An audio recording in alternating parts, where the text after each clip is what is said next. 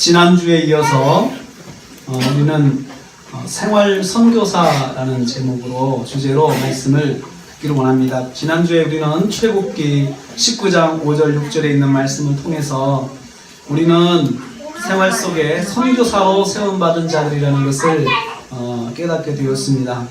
거기에 보면 너희는 내게 대하여 제사장 나라가 되며 라고 그렇게 말씀해 주셨어요.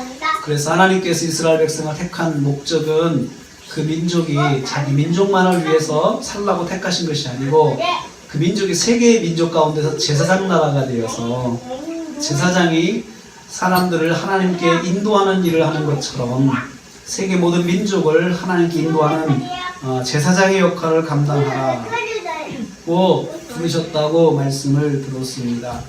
그래서 성도의 우리는 왕같은 제사장, 거룩한 나라라고 우리가 말씀을 들었습니다.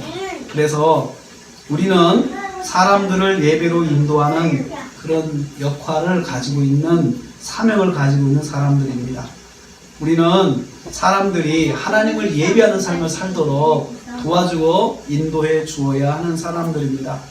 사람들을 예배로 인도할 때 어떻게 사람들을 예배로 인도하느냐? 그것은 바로 20장 말씀에 있는 십계명의 말씀을 통해서 답을 주셨다고 그랬습니다. 우리가 어떻게 해야 하느냐? 십계명을 지키는 삶을 살면 사람들이 우리를 보면서 하나님께 나온다는 것이에요.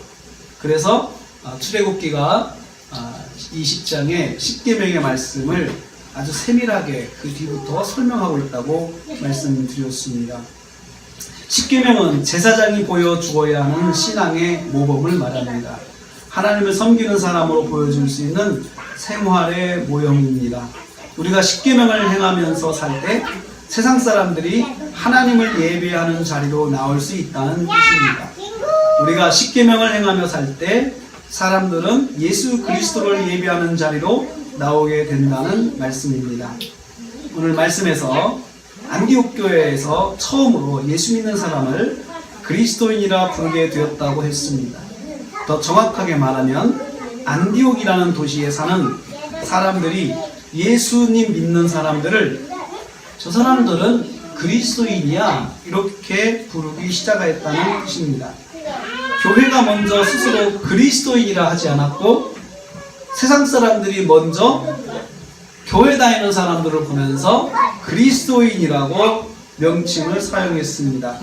그리스도인은 그리스도를 따르는 사람들이란 뜻입니다. 사람들이 교회로 모이는 사람들을 구별하기 위해서 부르는 호칭이 바로 그리스도인이었습니다. 교회에서 나오는 사람들을 보면 사람들이 손가락질하면서 저 사람들은 그리스도인이다 라고 말을 했습니다. 물론 여기에는 존경어린 말투만 있는 것은 아니었습니다. 당시에는 이 존경과 비아냥이 혼용되었습니다. 조롱하는 뉘앙스도 있었습니다. 그러나 이 표현에서 우리는 예수 믿는 성도들이 세상 사람들 눈으로 볼 때 예수님이 시키는 대로 사는 어리석은 사람, 참 바보 같은 사람들이다 라는 그런 뜻도 있었다는 것을 볼 수 있습니다. 자기 뜻이 없고 세상의 상식보다는 예수님의 가르침대로만 사는 어리석은 사람들, 이런 뉘앙스도 있었습니다. 어떻든 간에 안디옥 교회 사람들은 성경의 가르침대로 살았습니다. 안디옥 교회에서 처음으로 집중적인 성경 공부를 시작하였다고 오늘 우리가 읽은 말씀에서 그렇게 보여지고 있습니다. 사울과 바나바가 1년 동안 힘을 합하여 큰 무리를 가르쳤습니다. 집단 성경 공부가 1년 동안 집중적으로 진행되었던 것입니다. 그들이 가르친 것은 무엇이겠습니까? 성경 말씀이었습니다.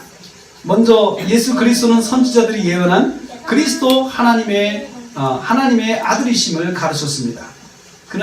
그리고 구원받은 하나님의 자녀들은 이제 십계명의 말씀을 지키며 살아야 한다고 가르쳤습니다. 그래서 이렇게 했습니다. 성경에서 우상을 섬기지 말라고 했기 때문에 우리는 우상을 섬기지 않아야 합니다. 이렇게 가르쳤을 것입니다. 나 외에는 다른 신을 내게 두지 말라 하였기 때문에 우리는 다른 신을 섬기면 안 됩니다. 이렇게 가르쳤을 것입니다. 안식일을 기억하라 하였기 때문에 주일에 모여서 예배를 드려야 합니다. 그래서 우리는 지금 예배를 드리고 있습니다. 내 부모를 공경하라 하여 이제는 부모를 공경해야 합니다. 살인하지 말라 하였기 때문에 생명을 귀하게 여기며 살아야 합니다. 헛된 생명 아무도 없습니다. 다 소중한 생명입니다. 그래서 노예의 생명도 귀하게 여겨야 합니다. 또 어린아이도 생명을 귀하게 여겨야 합니다. 병든 자도 그 생명을 귀하게 여겨야 합니다. 간음하지 말라 하여 한 아내의 남편으로 성실하게 결혼의 소중함을 지켜야 합니다. 이렇게 가르쳤을 것입니다. 이제는 우리는 하나님 믿는 사람으로서 한 아내의 남편으로서 살아야 합니다. 또 부부가 서로 정도를 지켜야 합니다. 하고 이렇게 가르쳤을 것입니다. 도둑질하지 말라 하였기 때문에 남의 것을 귀하게 여기며 살아야 한다고 가르쳤을 것입니다. 우리 남의 것을 귀하게 여기며 살아야 합니다. 우리 남의 것 소중하게 여겨야 합니다. 남의 것을 훔치면 안 됩니다. 라고 가르쳤을 것입니다. 주인의 것을 몰래 훔치지 않고 신실한 노예가 되라고 가르쳤을 것입니다. 여러분들이 집에서 일할 때 주인이 보지 않는다고 훔쳐서 자기 것을 만들면 안 됩니다. 라고 그렇게 가르쳤을 것입니다. 내 이웃에 대하여 거짓 증거하지 말라. 그런 말씀 때문에 이제부터는 정직한 삶을 살라고 가르쳤을 것입니다. 누가 보든 안 보든 우리는 정직해야 합니다. 하나님 앞에서 정직하게 사는 사람들이 바로 우리 그리스도인이기 때문입니다. 이렇게 가르쳤을 것입니다. 내 이웃의 집을 탐하지 말라라고 하였기 때문에 우리는 이웃의 모든 것을 소중하게 여겨야 합니다. 그 이웃의 재산, 이웃의 가족들 다 우리가 소중하게 여겨야 된다. 이렇게 가르쳤을 것입니다. 이 가르침을 받고 안디옥 교회 성도들은 말씀을 받고 생활 현장으로 나갔을 것입니다. 생활 현장에 나가서 이제 그들은 그 말씀대로 살았을 것입니다. 그러니까 사람들이 볼 때 저 사람들은 우리하고는 좀 달라, 좀 이상해, 처음엔 그랬을 것입니다. 모든 사람들이 다 자기 유익을 구하고, 그리고 남이 안 볼 때는 슬쩍 훔쳐가고, 또 주인이 안 볼 때는 좀 게으름을 피우고, 그러는데 이 사람만큼은 교회를 다니기 시작하면서부터 남이 보지 않아도 열심히 일하고, 또 남의 것이라고 슬쩍 훔치지 않고, 그리고 그것을 주었어도 그것을 또 자기 것 소유하지 않고 주인을 찾아주고 하는 그런 삶을 사는 사람이 되었습니다. 예수 믿는 사람에게는 그래서 사람들이 저 사람 왜 저래? 라고 할 때 사람들이 그렇게 서로 답을 주었습니다. 그리스도인이야? 이렇게 했습니다. 그리스도인이야? 그래서 그리스도인이야? 라고 하는 그 말은 점점 그 안디옥이라는 사회 속에서 믿을 만한 사람이라는 의미로 변해가기 시작했습니다. 믿을 만한 사람들이야. 믿을 만한 사람들이야. 우리 사회도 이력서 중에서 교회 다닌다 그러면 믿을 만한 사람이야. 볼 거 없이 이 사람 같이 일하면 좋아. 라고 그렇게 말을 할 수 있는 사회가 되었으면 좋겠습니다. 예수 믿는 사람은 우리의 삶의 철학과 다른 법칙을 가지고 사는 사람들이야. 이렇게 생각을 했습니다. 저 사람들은 우리의 철학과는 좀 달라. 인생과는 좀 달라. 라고 말을 했습니다. 그것이 처음에는 좀 조롱하고 비아냥거렸지만 시간이 갈수록 저 사람들이 사는 것이 옳아. 또 저렇게 살아야 사회가 안전해. 이것을 사람들이 점점 느끼기 시작하였던 것입니다. 그런데 그 모든 것이 그리스도의 가르침 때문이야 라고 사람들이 그렇게 인식하기 시작했습니다. 그래서 그리스도가 가르침대로 살아가는 사람들이라 그리스도인이다 라는 명칭이 점점 사회 속에 자리를 잡게 되었습니다. 안디옥 교회 성도들은 십계명의 말씀을 철저하게 생활에 적용하여 그리스도인이라는 말을 들었던 것입니다. 그러면 십계명의 교훈은 무엇입니까? 예수님께서 마태복음에서 질문을 받으시고 간략하게 요약을 해주셨습니다.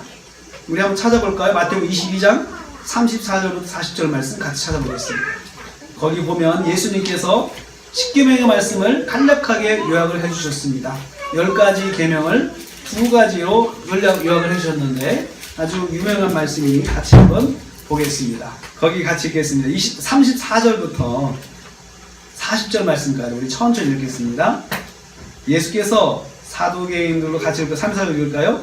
예수께서 사두개인들로 대답할 수 없게 하셨다함을 바리새인이 듣고 모였는데 그 중에 한 율법사가 예수를 시험하여 선생님, 율법 중에서 어느 계명이 크니까? 예수께서 이르시되 너는 마음을 다하고 목숨을 다하고 뜻을 다하여 주 너의 하나님을 사랑하라 하셨으니 이것이 크고 첫째 되는 계명이요 둘째도 이와 같으니 내 이웃을 내 자신같이 사랑하라 하셨으니 이 두 계명이 온 율법과 선지자의 강령이니라. 아멘. 예수님께서 요약해 주신 율법의 핵심은 두 가지였습니다. 첫째는 하나님을 사랑하라, 둘째는 이웃을 사랑하라. 십계명의 말씀이 딱 두 가지라는 거예요. 첫째는 하나님을 사랑, 둘째는 이웃을 사랑하는 것입니다. 그런데 여기서 보면 하나님을 섬기라 이렇게 말하지 않았어요? 하나님을 섬기는 것, 이웃을 돕는 것 이렇게 말을 하지 않고 하나님을 사랑하라, 하나님을 사랑, 또 이웃을 돌보라 하지 않고 이웃을 사랑하라 이렇게 말씀하셨어요. 이 사랑한다는 말은 둘 다 아가파오라는 헬라어를 쓰고 있는데 이 아가파오는 아가페라는 명사형의 동사입니다. 그래서 아가페는 명사형이고 아가파오는 동사인데 이 아가페나 아가파오는 희생적 사랑을 말합니다. 희생적인 사랑은 내가 베풀고 받을 것을 기대하지 않고 일방적으로 베푸는 것입니다. 일방적으로. 예수님께서 이 두 가지를 요약하시는데 아가페는 내 몸보다 사랑하는 대상을 우선으로 생각하는 사랑입니다. 또 내 몸을 살피지 말고 상대를 먼저 살피라는 거죠. 그게 아가페죠. 그래서 하나님을 아가파오하라 라고 하는 말은 하나님을 먼저 사랑하라는 거죠. 나를 살피지 말고 먼저 하나님을 사랑하라. 그러니까 하나님 사랑할 때 우리는 벌써 내 계산을 하잖아요. 내가 이거 이렇게 했다가는 무슨 일을 당하면 어떡하지? 이렇게 하고 내가 결정하는데 하나님을 사랑할 때 그거 계산하지 말고 먼저 하나님부터 사랑하라. 그게 하나님 사랑입니다. 그래서 섬긴다라고 하는 말을 차원을 넘어서 그냥 무조건적으로 하나님을 품으라, 하나님을 말씀대로 살라 그것이죠. 또 이웃을 사랑하라라는 말도 이웃을 아가파오하라라고 하는 말은 이웃을 사랑할 때 내 몸을 살피지 말고 먼저 이웃을 먼저 사랑하라 그런 뜻으로 주님께서 말씀하셨어요. 그래서 거기에 덧붙여진 말씀이 하나님을 사랑하되 내 마음을 다하고 목숨을 다하고 뜻을 다하여 사랑하라 했어요. 그러니까 하나님을 진정으로 사랑하면 내 목숨도 내놓는다는 거예요. 내 목숨을 내놓고 하나님을 사랑해. 또 내가 하나님을 사랑하면 내 의지도 내놓고 굽히고 하나님을 사랑한다는 거예요. 내가 하나님을 사랑하면 내 뜻도 내려놓고 하나님을 사랑한다는 거예요. 하나님을 사랑하면 내가 좋아하는 것도 내려놓고 하나님을 사랑한다는 것이에요. 하나님을 사랑하는 거예요. 그게 하나님을 아가파오 한다는 것입니다. 우리는 목숨을 거는 것에 조금도 아깝지 않을 거다라고 생각을 하는 것이죠. 하나님을 정말 사랑하면 내가 하나님을 위해서 내 생명을 드리는 것도 아깝지 않다라고 생각하는 것이 아가파오입니다. 이렇게 사랑하라는 거죠. 하나님께서 그 사랑을 요구하십니다. 우리가 하나님을 어느 정도 사랑을 원하시느냐? 내 생명을 내놓고 내 뜻을 내놓고 내 의지를 내놓고 하나님을 사랑하기 원한다는 거죠. 안디옥 교회 성도들은 하나님을 그렇게 사랑했어요. 그러니까 그들이 그곳에서 그리스도이다라는 소리를 들었다는 것을 보면 이 사람들은 생활 현장에 나가서 하나님을 그렇게 사랑한 거예요. 그들은 하나님을 사랑하기 때문에 우상 앞에 절하지 않았습니다. 우상 앞에 절하지 않는다는 것은 로마의 다원주의 신앙에 익숙한 사람들에게는 익숙하지 않은 거였습니다. 내 종교도 존중해주고 상대방의 종교도 존중해주고 그래서 상대방의 종교에 그런 축제가 있으면 같이 참석해서 즐겨주고 그러면 나도 너의 종교의 축제에 가서 같이 즐겨줄 테니까 서로 이렇게 좋은 거죠. 당시 다원주의 사회에서는 그렇게 살았어요. 서로가 그런 문화가 있었어요. 그런데 이 사람이 교회만 가면 그것을 딱 끊는 거예요. 나는 이제 하나님 믿기 때문에 그렇게 할 수가 없다. 그래서 특별히 성도 중에 로마 귀족 출신들이 직면한 문제가 바로 그거였습니다. 로마 귀족들은 다 상대의 종교, 아주 각종 종교, 귀신들을 섬기는데 그 신전에 가서 같이 참여해서 파티하고 같이 먹고 즐기고 하는 것을 일상 문화로 가지고 있었습니다. 그런데 이 귀족이 교회를 다니면서부터 참석을 하지 않는 거예요. 그러니까 단절되는 거죠. 폐쇄적이죠. 그렇게 볼 때. 그래서 이유를 물어봤죠. 아니 왜 어제 안 왔어? 하니까 나는 이제 하나님 믿기 때문에 내가 이제 갈 수가 없어 라고 대답을 하니까 충격인 거죠. 어떻게 그럴 수가 있어? 나 지금까지 잘 했는데 왜 그래? 그러면서 사람들로부터 이제 문제가 있는 사람이다라는 소리를 듣기 시작합니다. 그런데 예수 믿는 성도가 되면서 이 사람은 자기 신앙을 버리고 하나님을 섬기는 사람이 되었어요.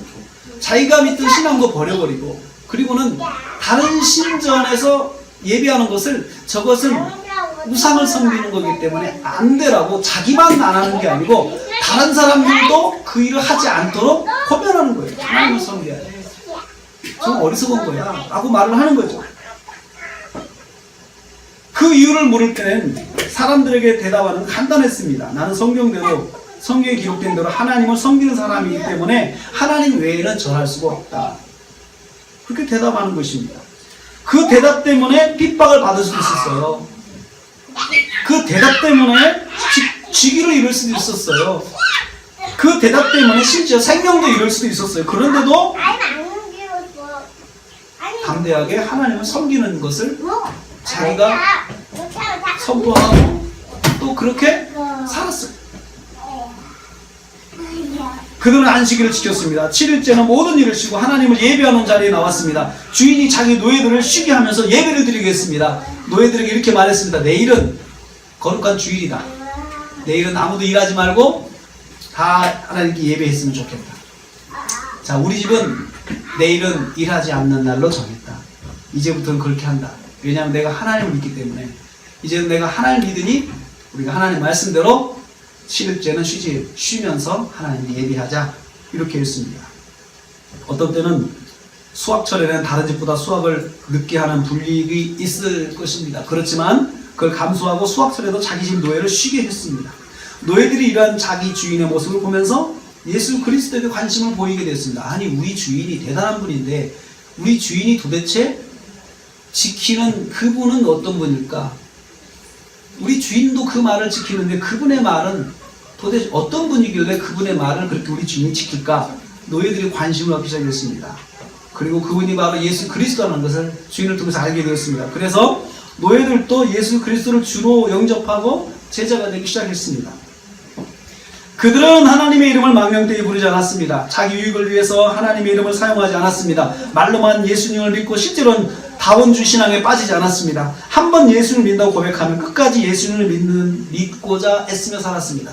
우리가 오늘날에도 하나님의 이름을 망령되이 끄는 분들을 많이 봅니다. 자기가 불리할 때는 나는 교회 다닌다라고 이야기하고 거짓말하기 위해서 교회 다닌다 이야기를 합니다. 어떤 계약서를 쓸 때 교회라고 만나면 나도 교회 다닌다라고 하면서 그 거짓하고 사기치는 사람들이 있습니다. 하나님의 이름을 이용해가지고 자기 유익을 찾고자 하는 거죠. 자기 유익을 취하고자 하는 거죠. 물론 그리스도인들끼리 서로 믿어줘야 됩니다. 그런데 그것을 이용하는 사람, 악용하는 사람들이 있습니다.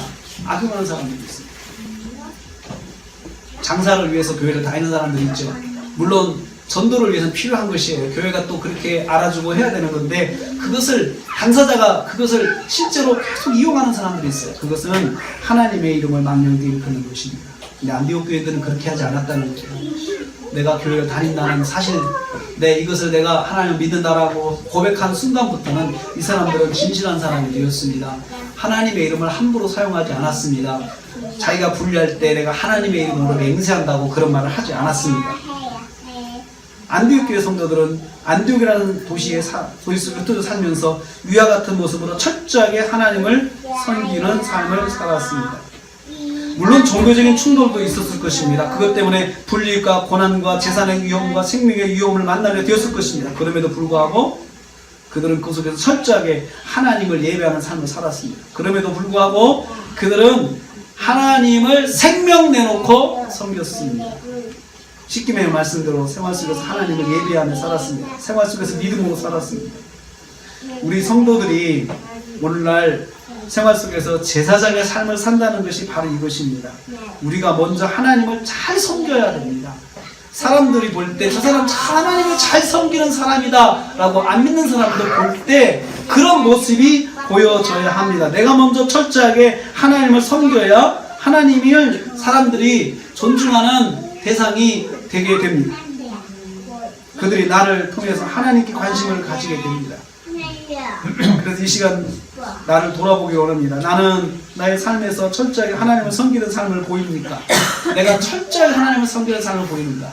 내가 하나님 앞에 나가는 것이 내 유익만을 위해서 나가면 정말 그건 기복이에요, 여러분. 하나님이 어떻게 내게 행하시든지 간에 내가 그 하나님의 인도하신 대로 내가 따라가는 것이 그 믿음이죠. 기도했는데 안 되는 것도 하나님의 뜻이죠. 기도했는데 잘 되는 것도 하나님의 뜻이죠. 기도했다면 안 되는 것도 받아들여야 되거든요. 기도했다면 되는 것도 받아들여야 되거든요. 모든 걸 다 받아야죠. 그래야 그것이 하나님을 섬기는 거죠. 나의 생활 속에서 그래야 하나님이 존중을 받는 것 사람들이 보여줘야 돼요. 저 사람은 정말 하나님을 굉장히 존중해요. 그러면 그 사람들이 나를 통해서 하나님을 존중하는 것을 배우게 되는 것이죠. 기도 열심히 했는데 안 됐다고 믿음을 헌신짝처럼 딱 버리고 소용이 없다라고 버리면 그 사람들도 그렇게 할 겁니다. 하나님 믿는 거 아무것도 아니구나. 저렇게 헌신짝 버리듯이 금방 버릴 수 있다는 게 그렇게 열심히 10년 동안 20년 동안 그렇게 열심히 하던 사람이 헌신짝 버리듯이 딱 버릴 수 있다고 그 하나님을 생각하는 것이에요. 하나님은 아무것도 아니구나 라고 그렇게 생각할 수가 있다는 것이죠. 내 생각대로 안 됐다고 하나님 앞에 원망하면서 따지고 달라들고 하는 그 보면 사람들이 이제 저 사람 하나님 왜 저렇게 믿지? 하나님이 저 사람한테는 저 정도밖에 안 되나? 라고 생각을 할 수 있다는 거죠. 그러나 여기서 그치면 안 됩니다. 만약에 우리가 하나님을 존중하는 것, 하나님의 절대적으로 하나님 말씀에 순종하는 것으로만 그친다면 그 신앙은 그들만의 신앙이 될 거예요. 그들만의 신앙. 그런데 예수님께서 거기에 하나에 더하셨어요. 십계명의 다른 축을 말씀하셨는데 이웃을 내 몸처럼 사랑하라. 이웃을 내 몸처럼 사랑하라. 이웃은 옆에 사는 사람이죠. 옆에 사는 사람 그 사람이 교회를 다니든 다니지 않든 다 포함되는 거죠. 그 사람이 예수를 믿든 예수를 믿지 않든 옆에 사는 사람이 이웃이죠. 이웃을 내 몸처럼 사랑하라. 나하고 같은 급으로 생각하라는 거죠. 이웃은 가까운 사람들입니다. 그리스도인은 비그리스도인은 상관없는 가까이 사는 사람들인데 이 사람들을 나와 같은 존재로 생각하라. 사람들은 보통 다른 사람을 나보다 다음으로 생각합니다. 또 내가 먼저인 것은 당연한 것입니다. 또 사람이라면 누구나 생각하는 것이 나입니다. 내가 먼저, 다음은 다른 사람. 그런데 성경은 그렇게 말씀하지 않고 있습니다. 다른 사람도 나와 같은 순서에 있다. 나와 같은 순서를 가진 사람이다. 안디옥 교회 성도들은 생활 속에서 다른 사람들을 대할 때 예수님 말씀처럼 철저하게 순종하고 살았어요. 다른 사람도 나와 같은 존재로 생각했습니다. 그래서 이렇게 살았습니다. 다른 사람의 가정의 질서를 존중했습니다. 그리고 나의 가정의 질서를 존중했습니다. 먼저 부모를 공경했습니다. 부모를 공경했는데 먼저 자기 부모를 공경했습니다. 다른 가정의 부모님도 공경했고요. 부모로 대변되는 연장자를 존중했습니다. 성경 말씀대로 적용했습니다. 로마 사회는 힘 있는 사람이 권세를 부리는 사회였습니다. 그게 헬라 사회의 대표적 문화 중에 하나였습니다. 그래서 나이를 먹어도 힘이 없으면 서열에서 밀리죠. 그 서열의 문화였습니다. 그런데 예수를 믿으면 그것을 무너뜨렸습니다. 존중해줬습니다. 부모님을 공경했습니다. 부모님을 무시하지 않았습니다. 그리고 자기 가정을 지켰습니다. 부부의 약속을 지켰습니다. 자기 가정을 지키고 타인의 가정도 지켜줬습니다. 로마 사회에서 다른 가정의 정실 부인만 아니라면 다른 여자를 만나는 것은 문제되지 않았습니다. 로마 사회에서 간통은 뭐냐면요, 다른 남자의 정실부인과 만나는 것을 간통이라고 했어요. 이게 다른 남자의 정실부인만 아니고 다른 여자들 만나는 것은 아무 문제가 없었습니다. 집안에는 성노예가 있어서 귀족들 가정에는 성노예가 항상 귀족들을 즐겁게 하는 그런 삶을 만들어줬어요. 그건 아무 문제가 되지 않았습니다. 그래서 귀족들에게는 매우 지키기 어려운 법이었습니다. 그러나 예수를 믿는 성도가 되면 그 삶을 정리했습니다. 성노예 정리했습니다. 그리고 또 자기 부인만을 아내로 그렇게 섬기며 살았습니다. 그리고 또 성경에 위반되는 세상의 관습과 문화를 거부하였습니다. 적극적으로 따르지 않았고요. 특별히 교회 지도자가 되려는 사람이면 반드시 한 아내의 남편이 되어야 했습니다. 디도서 1장 5절 6절 한번 보실까요? 당시 문화에서는 아주 충격적인 성경 구절이 거기 적혀 있습니다. 디도서 1장 5절 6절 신약 성경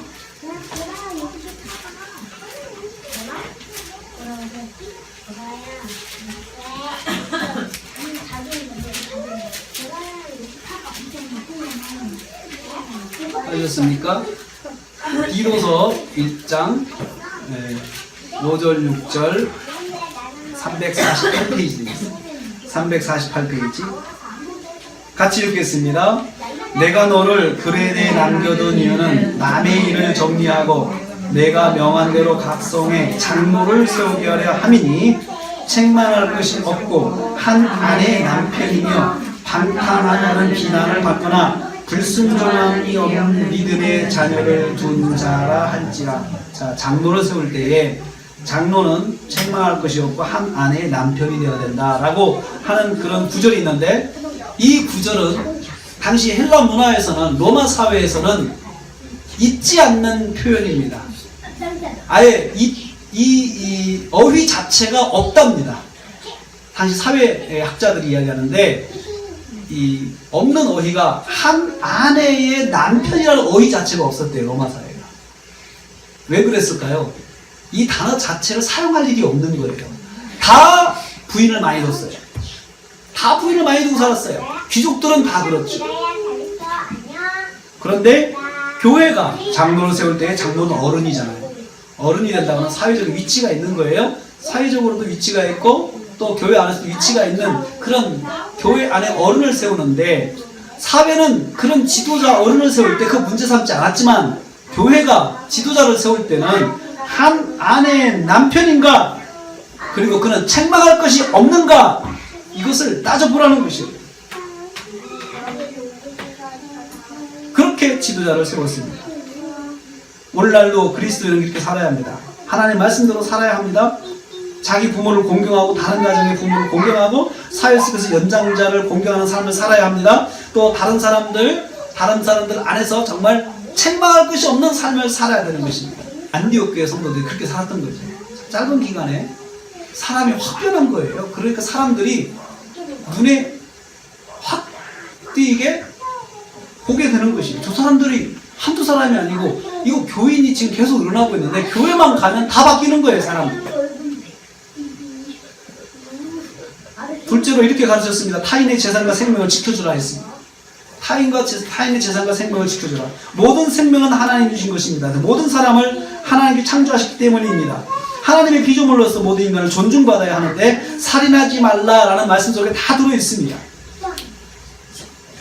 노예는 그건 인간이 아니었습니다. 노예는 인간이 아니었습니다. 우리나라에서도 그런 말이 있었어요. 노예와 망아지가 누워있다. 그러면 똑같이 그냥 넘어가는 거예요. 그냥. 노예와 망아지는 그냥 누워있을 때 넘어가도 아무 문제가 없어. 말을 넘어가는 것처럼 노예를 그냥 넘어가고 하는 것은 아무 문제가 없다라고 생각을 했어요. 인격이 없는 거죠. 그리고 노예가 죽는 것은 그냥 아무 의미가 없어요. 재산의 손실을 봤다고 생각하면, 안타까운 것은 이런 재산의 손실이, 내 재산에 손실이 생겼네, 이렇게 생각하지, 정말 귀한 생명이 죽었다 이렇게 생각하지 않았던 것입니다. 그리스도인은 상대를 죽이면 안 됩니다. 우리는 육체적인 살인과 함께 인격적 살인을 많이 하고 삽니다. 인격적 살인이 참 현대사회에 많습니다. 현대사회는 치열한 경쟁 속에 살아갑니다. 이 경쟁에서 반드시 상대를 이겨야 한다고 생각하죠. 그래서 상대를 죽이는 것이 상대를 이기는 것이라고 생각하고 또 상대를 무시하는 것이 상대를 이기는 것이다 라고 생각합니다. 이런 문화가 지금 우리 사회 속에 전반적으로 다 지배적으로 깔려 있습니다. 특별히 우리 대한민국이 그게 참 강합니다. 우리 대한민국이 그런 문화가 너무 강하게 깔려 있어요. 강하게 깔려 있어요. 인격적으로 상대방을 밟고 상대의 길을 죽이고 자신을 세우는 것이 그것이 바로 내가 사는 거라고 생각을 하죠. 근데 그리스도인은 그렇게 살아서는 안 되는 사람들입니다. 그런데 그 안디옥 사회 속에서 그리스도인이 들어가면 그렇게 살았습니다. 서로 치열하게 경쟁하면서도 상대를 죽이지 않았습니다. 상대를 존중해 줬습니다. 반포대교를 건너가면은 생명의 산 이 오른쪽에 광고판이 있고 왼쪽에 보면은 거기 두란노서원에서 광고판을 세워놨어요. 섬기는 삶이라는 광고. 사람을 섬기기 위해서 산다라는 그 광고판이 딱 세워져 있어요. 그걸 보면서 저건 좀 성경적인 표현이고 예수 믿는 사람은 다 이해하는 표현이지만 세상 사람들이 그 다리를 건너면서 그 광고판을 보면서 무슨 생각을 할까? 그 생각을 가끔씩 합니다. 여러분, 우리는 이기기 위해서 사는 것이 아니고 섬기기 위해서 산다. 이게 그리스도인의 마인드예요. 어디를 가든지 간에 내가 성공하기 위해서 사는 것이 아니고 섬기기 위해서 산다라는 것이 이게 그리스도인들의 마인드예요. 우리가 그것을 언제부턴가 잊어버렸어요.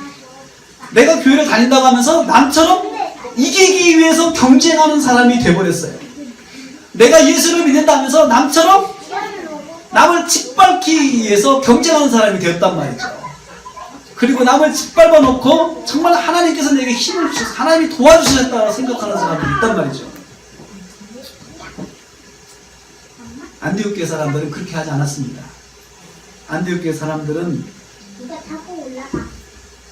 상대방을 존중하며 살았습니다. 안디옥 교회 사람들은 자기 일에 충성하였지만 상대를 존중하였습니다. 권모술수가 치열하여 싸우는 그 함정에 빠지지 않았습니다. 싸움을 멈추게 하는 평화의 용광로가 되었습니다. 그래서 사람들이 이들을 통해서 하나님을 바라보게 되었습니다. 뭐지? 처음에는 의심하겠죠.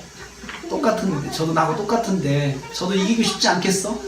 그런데 계속 지내다 보니까 이 사람의 마음에 진심인 걸 알게 됐어요. 이 사람은 왜 이렇게 살까? 보니까 이 사람은 예수를 믿는 거예요. 그래서 사람들의 눈이 예수님께 관심이 돌려지게 되는 거예요. 예수를 믿는다는 것이 뭔가? 도대체 예수가 어떤 사람인가? 그래서 우리가 이 사람을 저렇게 만들었을까? 이렇게 생각하게 되는 거죠. 안디옥 교회 성도들은 도둑질을 하지 않았습니다. 노예가 많았던 당시에 필요한 것을 수단과 방법을 가리지 않고 자기 것을 만들고자 하였습니다.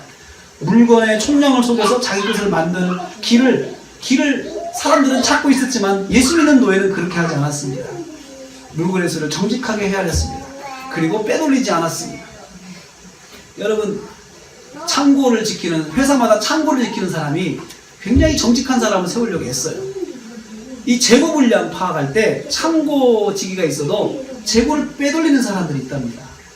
그래서 그것을 자기 사유화하는 거죠.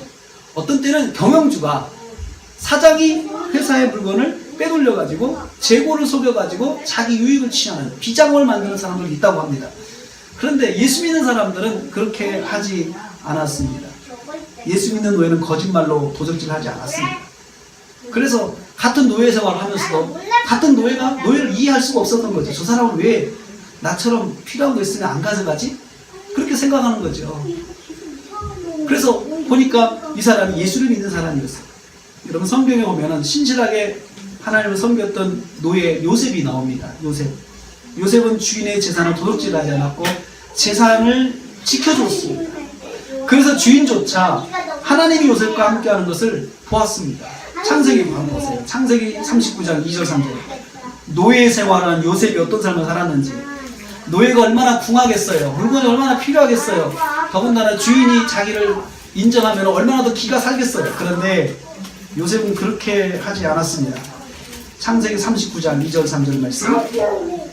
창세기 39장 2절 3절 같이 보겠습니다. 같이 읽습니다. 시작. 여호와께서 요셉과 함께 하심으로 그가 형통한 자가 되어 그의 주인 사람이 집에 있으니 그의 주인이 여호와께서 그와 함께 하심을 보며 또 여호와께서 그의 범사에 형통하게 하심을 보았더라. 여러분, 이 말씀에서 중요한 부분은 그의 주인이 보았다. 그의 주인이 보았다. 그의 주인이 보았다는 그것은 두 가지입니다. 본 것이 두 가지. 첫째는 여호와께서 요셉과 함께 하시는 것을 보았어요. 두 번째는 여호와께서 요셉의 모든 일을 형통하게 하시는 것을 보았어요. 이것은 보면은 여호와께서 요셉과 함께 하신다. 요셉이 하는 일마다 이 사람은 겉모술 수가 없어요. 이 사람은 정직하게 해요. 충성되게 해요. 그리고 자기 유익을 취하지 않아요. 자기 유익이 왔을 때 남에게 양보해요. 그러는데 하나님이 이 사람을 복주시는 것을 보았어요.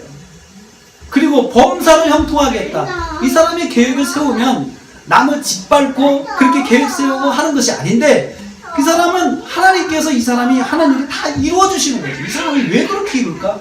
이 사람이 왜 이렇게 성취할까? 라고 주인이 가만히 보니까 하나님이 이 사람과 함께 하시는 거죠. 이 사람이 힘으로 되는 것이 아니고 하나님이 도와주셔서 하는 것을 이 사람이 보았던 것입니다.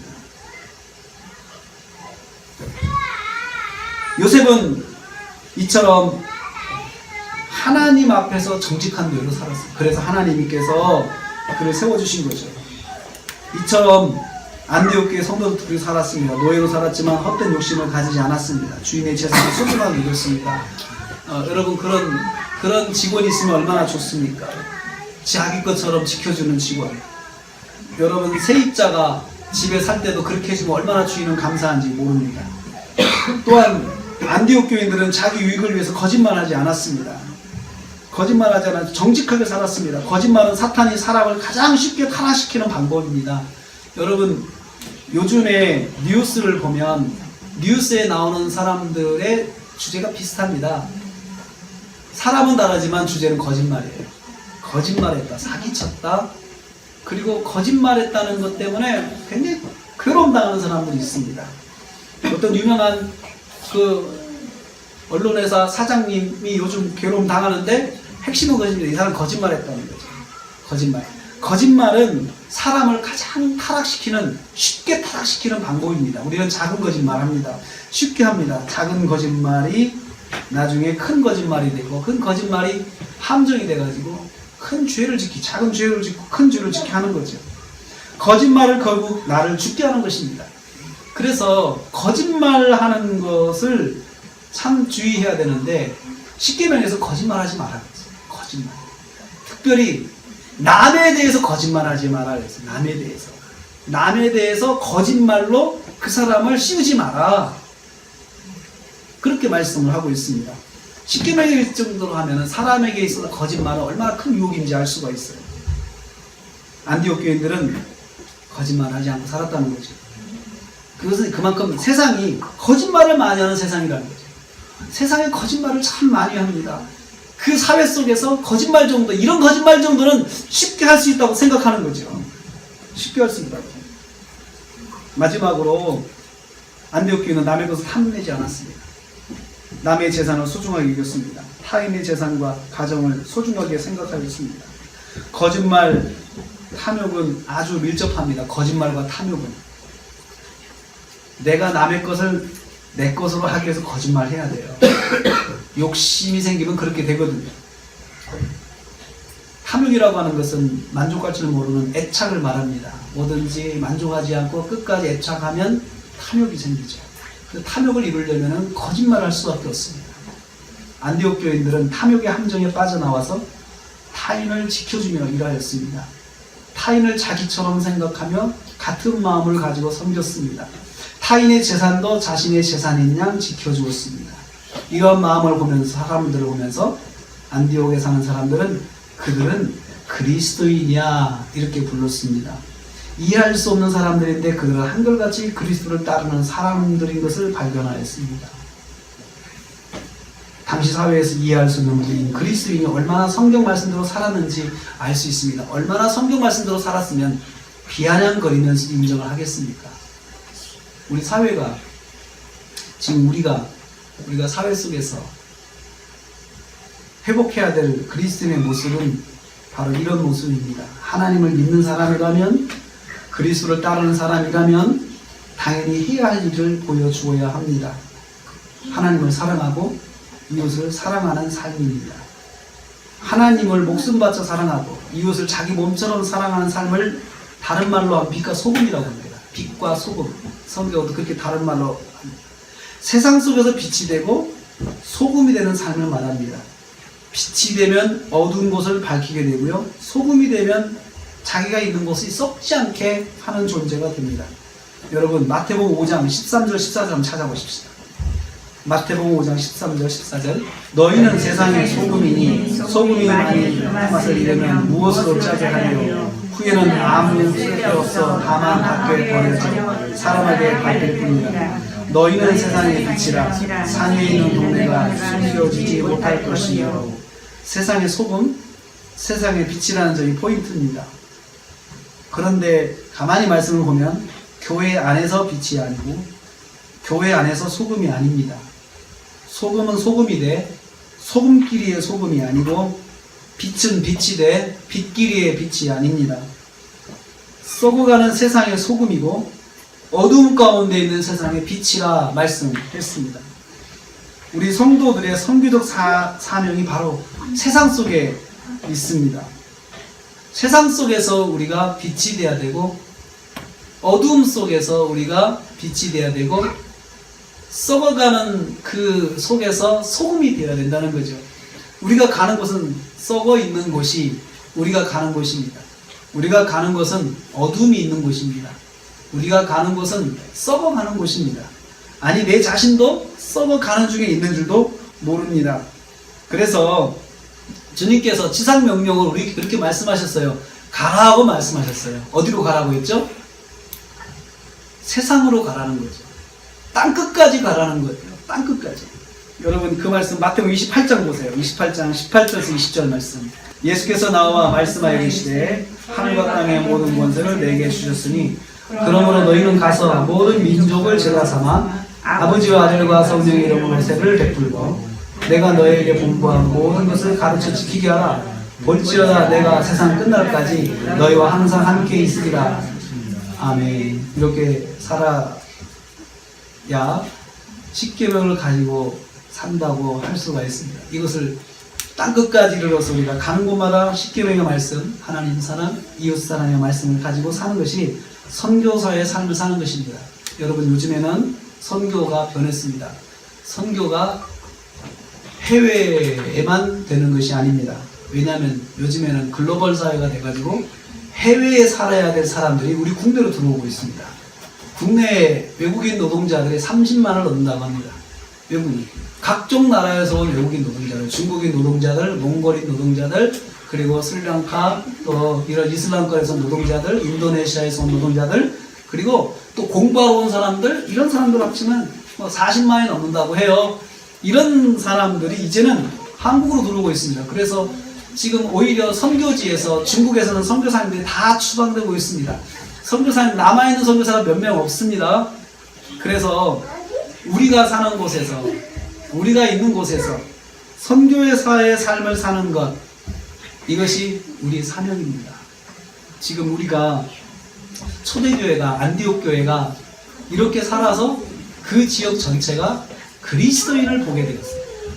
우리도 우리가 사는 사회 속에서 우리가 회복해야 될 것은 뭐냐면 그리스도인이에요.